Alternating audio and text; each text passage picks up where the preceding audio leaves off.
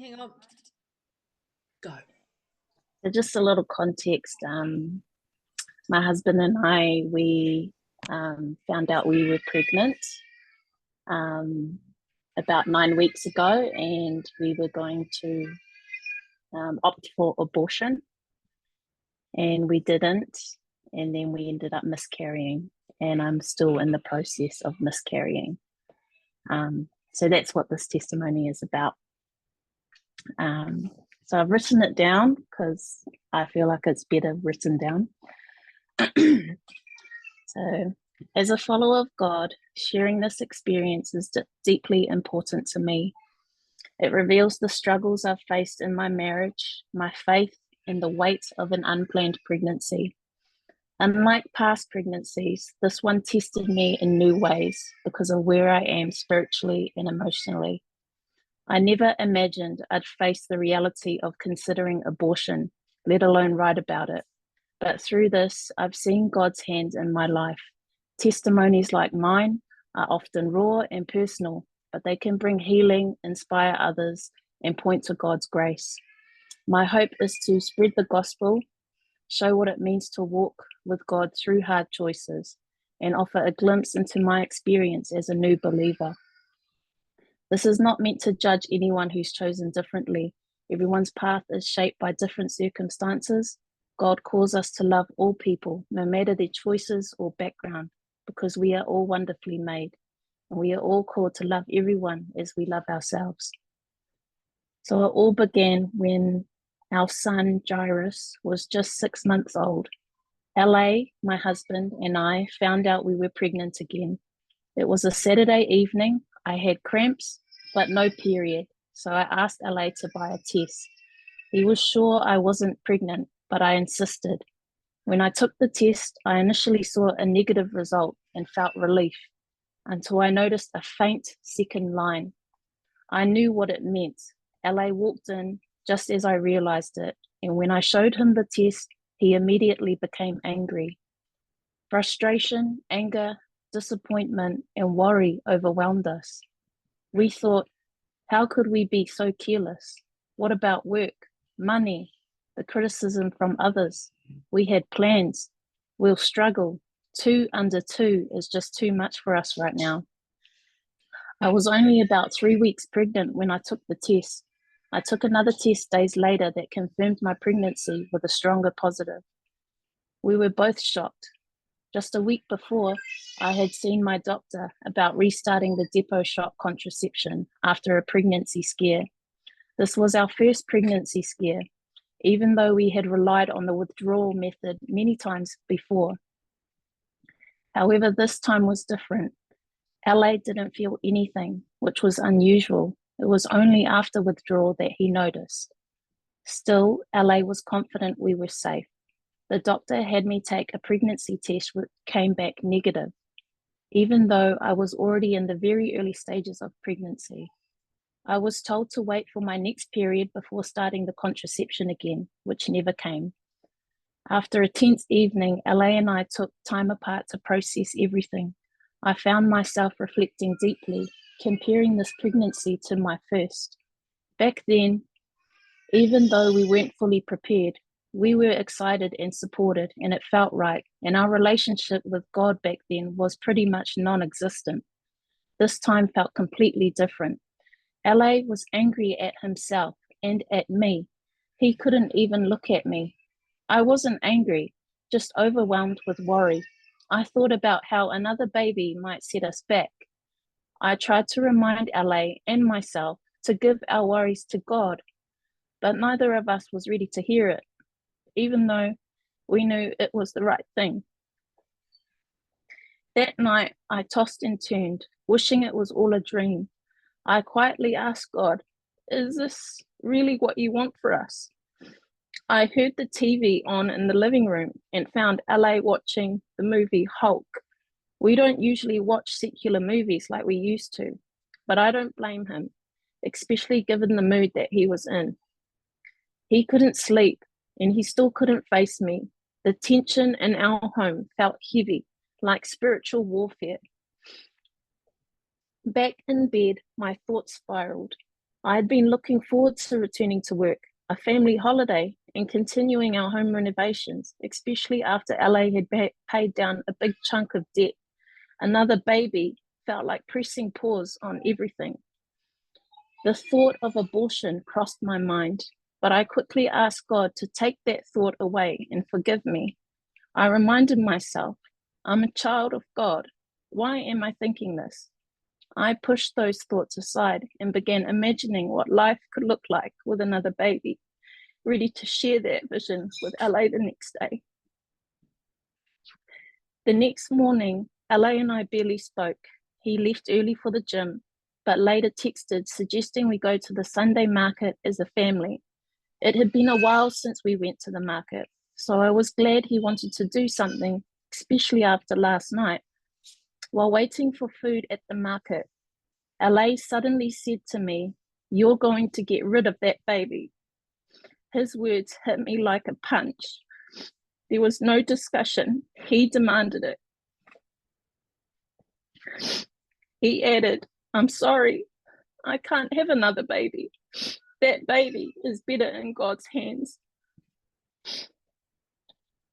I broke down in tears and said to him, "I wish you didn't tell me this in public. I couldn't expect LA to choose the perfect setting to break the bad news to me. No one thinks straight when they are angry or upset."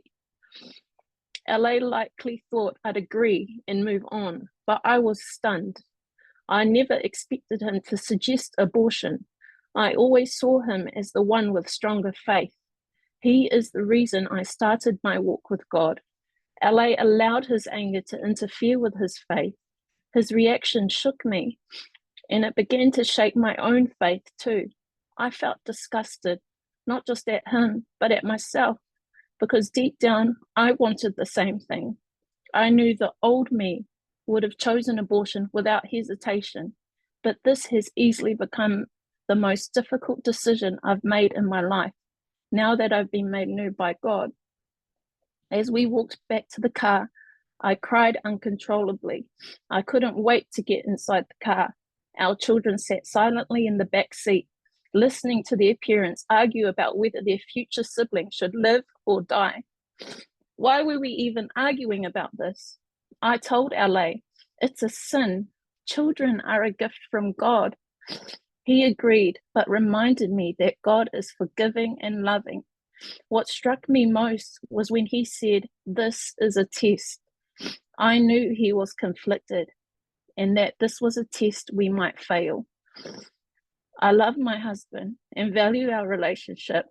Together, we have already been put through a massive test that brought us closer to God.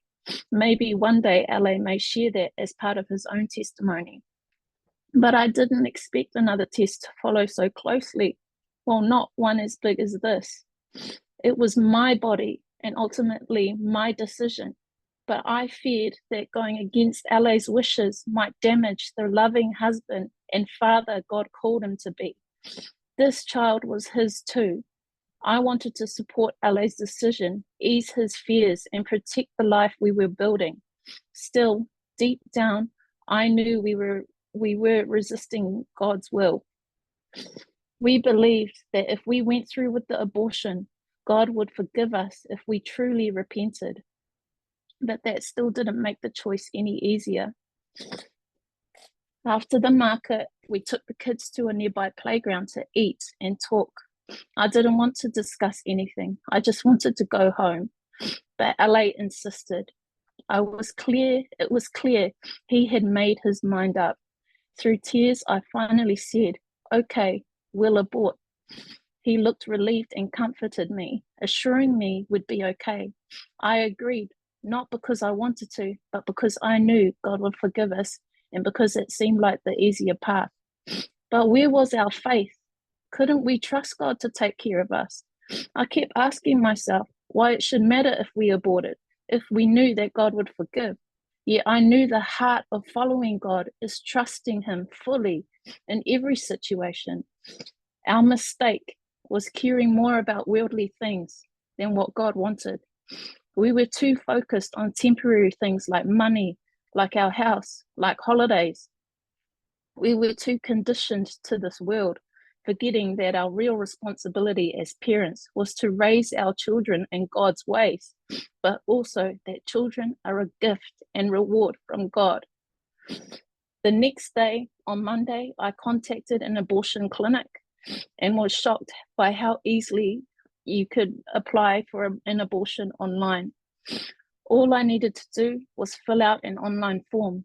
That same day, I received confirmation, completed blood tests, and was told a nurse would soon call to prescribe the abortion pills, which would be ready for me by Thursday. Already being on maternity leave with my son Jairus felt so different. I couldn't enjoy my time with him, knowing what I was about to do. I'd look at him and think, this could have been him I was aborting. The guilt was overwhelming. I didn't feel worthy of being a mother. During this time, I had two good friends of mine announce their pregnancies. They have been trying for years to conceive. I had prayed to God to bless them, and I was so happy He did. I was pregnant too. I should feel the happiness they felt, but I didn't. I felt ungrateful, but I just kept praying for God's comfort and guidance. On Tuesday, LA came home from work and acted completely normal. He was laughing at videos on his phone. I tried to match his energy, but I couldn't. I was angry. How can he be so calm? Does he even care about what we're about to do? I felt like he was taking God's forgiveness for granted. I confronted him, saying it didn't feel right. He tried to reassure me, but I could see he was still unsure, especially when he would ask, well, what do you want to do then? I broke down, asking, don't you care? He said he did, but he didn't know how else to cope. He just wanted to move on. That evening, I kept crying. I couldn't shake the guilt. I hadn't even gone through with the abortion yet, but knowing I was willing to and expecting God to forgive me felt deeply wrong. I already sensed the regret that would follow. LA saw how much I was struggling and said, I never gave you the chance to share your side. We finally had a calm, honest conversation about life as a family of 6. I told him, how weak is our faith? We need to trust that God will take care of us. It wouldn't be easy, but we needed to believe and trust that God had our backs. LA agreed and said, then that's it. We'll have this baby. We embraced each other, and I felt a huge weight lift off my shoulders. I knew then that I could trust God to soften LA's heart. We cancelled the abortion. I emailed the clinic the next day, and they replied with well wishes for the pregnancy. I once thought our faith was strong, but the moment God allowed something that challenged our plans, we struggled to let that faith lead us. Even after deciding to keep our baby, we still struggled with conflicting thoughts. We were weak, and the devil used that to attack us. I was glad we didn't go through with the abortion, but I didn't feel connected to the baby. I cried often, and I felt none of the joy I had in previous pregnancies. Sometimes I feared I wouldn't love this baby like my others, and I even questioned if ending the pregnancy would have spared me the mental stress. LA and I also thought about miscarriage and how it might bring relief, but we knew that wasn't in line with true faith. How could we think that? Especially remembering how devastated we were when we lost a baby before. We had prayed so hard to keep that child. We were ready for God's plan then. Why not now? We realized we are not in control. What God allows and doesn't allow is up to Him. His ways and understanding are far beyond ours.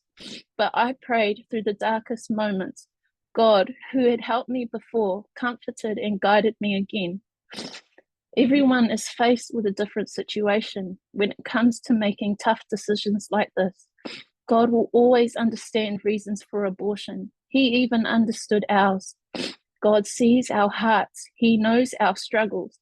Even if we chose to abort, we know God would never turn from us. We would have aborted out of our own selfish will and placed the value of worldly things higher than the life of our unborn child. I had to ask myself simple but important questions. Can we trust God to take care of us? Can we care for another baby? The answer was yes. Not everyone can say that, and that's okay. But for us, saying yes aligned with God's will.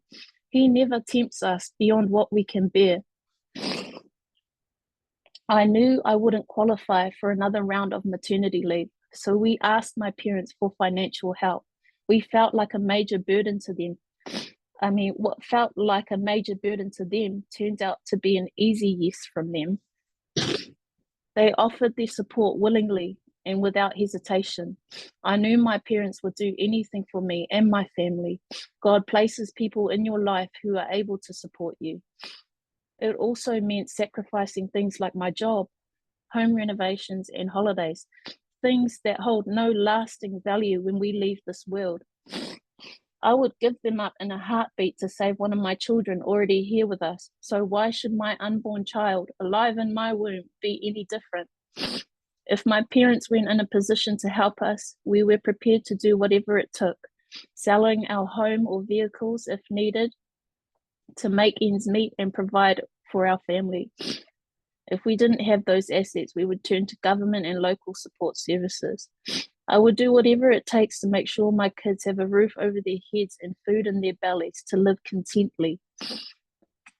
I believe abortion is the intentional ending of a human life, not just the interruption of a biological process. That's why many people of God, along with others who aren't religious, consider abortion to be killing a baby, even if it's very early in development. Scripture and science confirm that human life starts from the moment of conception. When LA said he wanted an abortion, I remembered studying about human life and abortion from a biblical perspective. This specific scripture came to mind. You watched me as I was being formed in utter seclusion, as I was woven together in the dark of the womb. You saw me before I was born. Every day of my life was recorded in your book. Every moment was laid out before a single day had passed. Written by King David, Psalm 139:15 through to 16. He confirmed that life begins at conception. How could I choose worldly plans over a life already written by God? Who am I to stop his plan? Only God has the authority to give and take. Challenging that is not mine to do. When I was 6 weeks pregnant, I was able to see my baby's heartbeat on an ultrasound. Seeing the heartbeat brought on all types of emotion. I was happy to see a life actively growing in my tummy, but I was also saddened that I did not feel worthy or deserving of having my baby because I could have given up my baby's life for worldly things. Choosing to keep our baby was the best decision for both myself and LA. It not only strengthened our connection with God,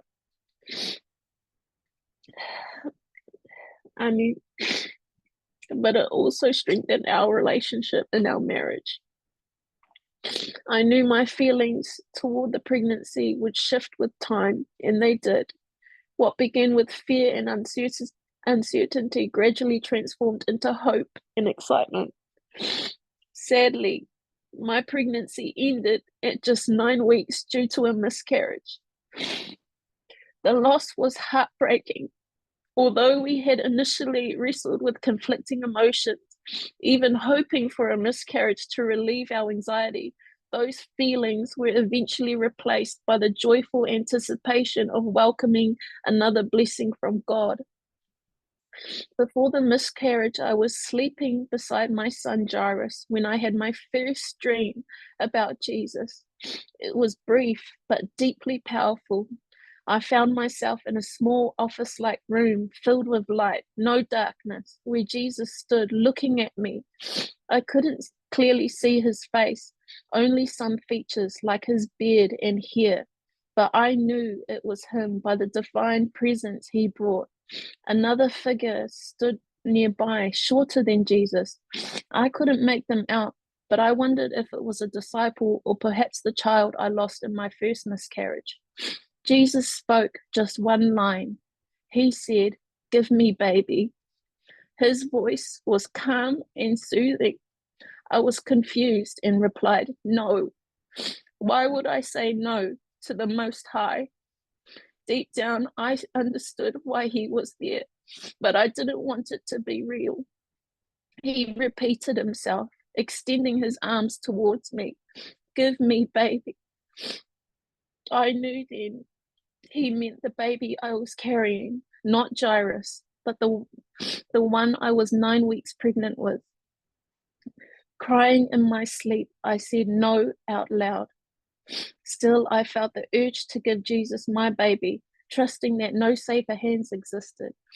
As I stepped closer, I realized I was holding a baby, not a fetus, but an infant around 6 or 7 months old, smaller than Jairus. I couldn't tell the gender, but I believed this was the baby I was carrying, shown to me in this vision by Jesus. The baby's face was the clearest part of the dream. Still crying, I gently handed my baby to Jesus. My baby looked back at me and smiled. A smile that assured me they were safe in his care. I woke from the dream feeling unsettled. It was vivid and powerful, but I didn't fully grasp its meaning at first. It wasn't until later that morning, when I discovered I was bleeding, that the weight of it truly hit me. Panic washed over me, and I immediately told LA what had happened, including the dream. He was deeply moved and tried to interpret its meaning. He believed it was God's way of showing us that our baby was meant to be in his care. I denied that I was having a miscarriage, but that denial soon turned into acceptance of knowing I had lost my baby, as the bleeding did not stop. I had been through miscarriage before, and I knew this was a miscarriage. This was not like the first time. My first miscarriage was straightforward and easy in terms of how my body handled it. This miscarriage quickly turned into an emergency. I was losing too much blood. At about 6 p.m. on Sunday evening, myself and my family rushed to the hospital. I was constantly bleeding. I bled everywhere on the floors of the hospital and in the hospital bathroom and through the emergency department. I was taken to a resuscitation room where they sat me down on a hospital bed, preparing to put IV lines in me. I told the nurse I felt dizzy, and shortly after, I said that my body went into immediate shock. My husband had gone home with the kids. I was alone, but I knew I had God. I never felt shock before, and it felt like my body was shutting down. My vision went black. I was pale. I was sweating. My heart rate skyrocketed, and I couldn't control how fast I was breathing. I thought that was it for me, and I was going to die. I was trying to say the Lord's Prayer, trying to ask God to forgive me of all my sins. About 6 to 8 medical staff were rushing around me, trying to get my body into a stable condition and to stop the bleeding. My body stabilized, and the medical staff were able to slow the bleeding. I had stayed in hospital overnight. Lying in a hospital room by myself, I couldn't stop thinking about my dream. I kept thinking about why this happened to me. I didn't feel anger or hate towards God. I didn't reject him. I just wanted to know why it happened. Why did I go through the heartache and spiritual battle that could have ended in me aborting my baby, only to lose my baby anyways? Physically, I lost my baby, but spiritually, I didn't. I know I will see my baby again in heaven. A question I may never get an answer to until I meet my Lord and Savior in his kingdom. His ways are not my ways. My understanding is not his understanding. We already live in a broken and fallen world where many innocent lives are lost to stillbirth or miscarriage. And sometimes that might not be tied to a person's actions or sin. It might be part of God's larger plan that we cannot fully understand. I truly believe that God put myself and my husband through what we feel were major trials, not to punish us, but as a tool to shape and grow our faith, humility, and trust in Him. And evidently it has. Through every trial, we have never turned from God. Although sometimes hard to do, we accepted His plan wholeheartedly and with love. I think about Job from the Old Testament. He was tested and tested many times over, not knowing why these horrible things were happening to him, but continuing to trust the Lord and knowing that God's ways of doing things are far more complex than what we can ever comprehend. I know Jesus Christ received my baby in love, and in my dream, I felt like He was reminding me that my baby is not lost, not abandoned, or forgotten. I believe the loss of my pregnancy may be part of God's larger plan for me. While I may not know the exact reasons for why things happen, the Bible encourages trust in God's ultimate wisdom and goodness. My dream didn't feel like a punishment. I didn't feel anger or hate. I felt more peace and love instead of loss. Although my baby's life was brief, it has eternal value. None of my tears, my love, or my faith had gone to waste. God grieves this loss with me and continues to love me through it all. I know God has not finished bringing beauty from this pain. Whether it happens sooner, later, or during eternity, God will always come through for me, and He will never fail me.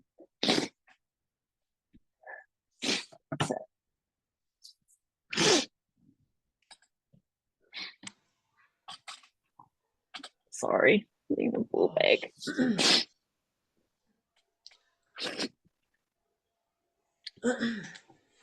Yeah, I'm speechless. I mean, I know your story through what we've spoken about in the last week, but man, it's just when you hear it like that.